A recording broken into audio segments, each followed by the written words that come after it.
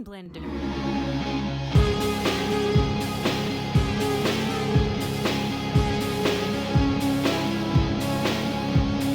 Good day.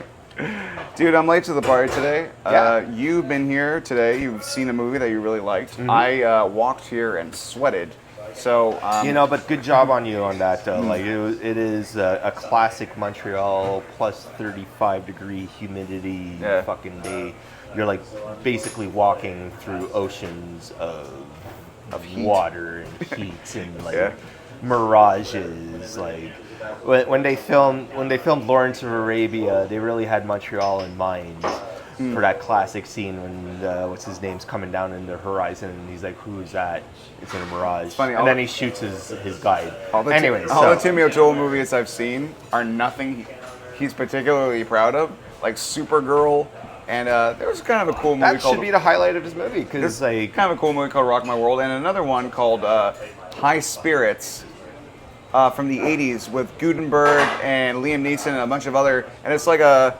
bunch of people who are yet to be famous. Yeah, yet to be famous, and it's a haunted castle movie. So Not The Haunting?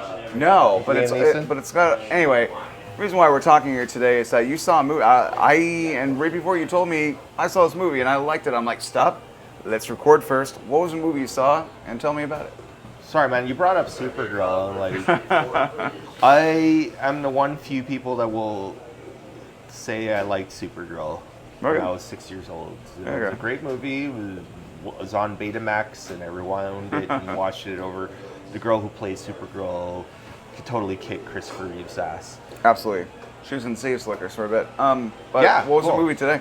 I went to see a movie called The Harbinger, and I think actually this is my favorite so far this year for Fantasia. I want to see that shit. Yeah, it's a fucking swell movie. I don't want to give too much away. It's just it would be up there with like Babadook and like Tigers Are Not Afraid in terms of like viscerally putting you, the viewer, into like the headspace of the main protagonist, and it shows all the supernatural elements where it needs to be without like being too showy or anything. It, like, grounds you in a reality that you're really like invested in. Yeah. So I think still this is, I don't know, that Next Stop are like my two top of this year so far, but like this one I was like really pleasantly surprised with. It was just like it. Oh, you mean Next Exit? Did I say Next Stop? Yeah. Next Exit. Yeah, I said Next Exit, Next Stop now, and you said it was like what was the Final Destination? Like, that's okay. We're here, Final Destination. My moment of shame is that, well, I love Next Exit.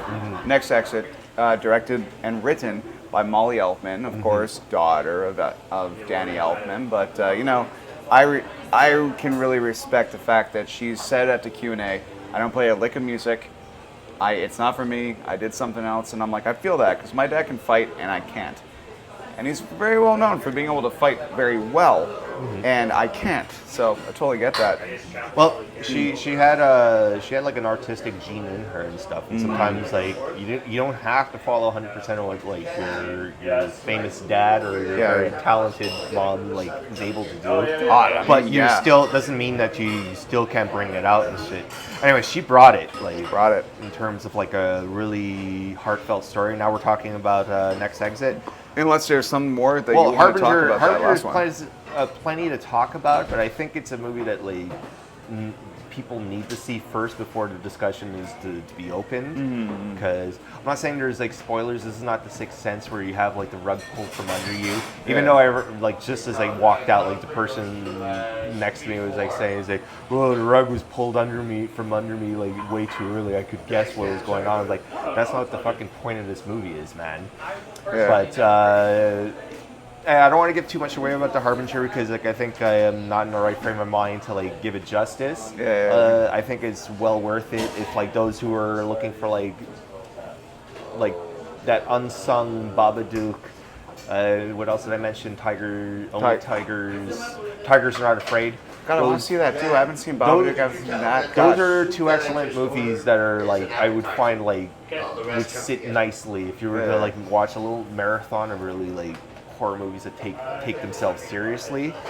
and still also deliver the goods. Because now we're having a string of like slow burns that are really excellent movies, but sometimes the slow burn's a little too Slow. What's the word for it? No, it's overbearing. You're just Okay, like gotcha. you're too like fucking bombarded with dread. For this case though, like everything's like well balanced and stuff, and I don't know. You find yourself when you're watching a movie, you don't even know where you stand. It's like being in like one of those like theme park horror mazes and shit. You thought you just found the exit to, and it's like, no, there's still a bunch of maze to get out of. You're still trapped in this baby. That's funny. Like, I create slow burns by just being really shitty at being in mazes. Like, it should have taken 3 seconds, and usually parents are like, that was so fast. Why did I pay $20? But I was in there for like 3 hours just because, like, don't know shit about fuck about left and right. Yeah, I can never do an escape room. Yeah. Like, I would just get mad and just break down the wall. Yeah. It's like, found it. Oh, that'd be found the way out. Yeah. Yeah. Anyway. So yeah, that was a Harbinger. I highly recommend it. I was like really happy to have seen this movie because like I missed the first viewing, and I thought I was gonna miss this one, and I actually bombed ass on a fucking rent a bike that was like losing a tire to get down there. Yeah, and I was like running red lights. I'm like, no movie's worth this. Why are you fucking putting your life on the line for this and stuff? And I'm like, well, you don't want to be that asshole. Just like halfway through a really pivotal moment of a movie, just like comes in sweating all over people and like coughing and like freaking, what did I miss? To the complete I feel strangers. that way about people who come in after the credits when the movie's been on for 5 minutes and they're there holding 2 things of popcorn, right? Yeah. And I'm like, it's one thing to be like, I was bombing through red lights. I was sacrificing my safety and others in order to make it here. I know where you were, Mr. Popcorn, for the last 10 minutes. I am well aware. In line, Yeah. complaining about the amount of butter that they put on the surface, and I think we know where you were, Butterball. We fucking know where you were. Liar. Yeah. I hate you. Yeah. But unfortunately I can't go in front of an entire theater that's just settled in to watch a horror movie, a nice slow burn like movie that you have to settle into, telling everybody, sorry guys, I'm late, I'm gonna settle in. I almost got run over by 3 cops and a hooker. And the hooker was driving a monster truck. There you go. So, sorry. That would make I'm a gonna great sit down Fantasia movie. Yeah, people. Yeah, it would be a good opening movie to a Fantasia movie, but not the Fantasia movie. And it isn't worth interrupting a movie. I dare anybody to try interrupt a movie by opening their phone. I'm pitching a Fantasia movie right now.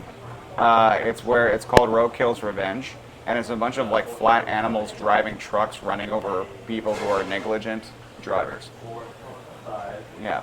Yes, that sounds great. Yeah. Well, It starts a squirrel with a tire mark like going across its face.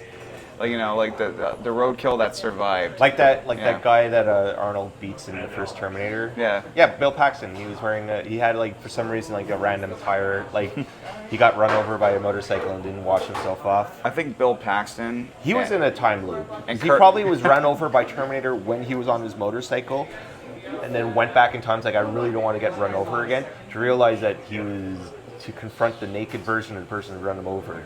Can you imagine that? And then he teams up with Kirk R. Thatcher, who played the punk in Star Trek V, and they're just punks in movies, and they're called just background punks. That was Star Trek 4. Oh, right. Thank you. Star Trek 4. My bad. Star Trek 5 has God. That's God's true. Not a punk. That's true. God is not a punk. On that note, that's a great time to cut this episode. Thank you very much for watching Mindblender Media. We're going to be reviewing every single movie we've ever seen at Fantasia, and it's going to be great. So every single movie ever made. Every single movie that's ever made that was at Fantasia and not at Fantasia. We're gonna review the movie Fantasia with Mickey. Anyway. And Purple Rain. Yeah, there you go.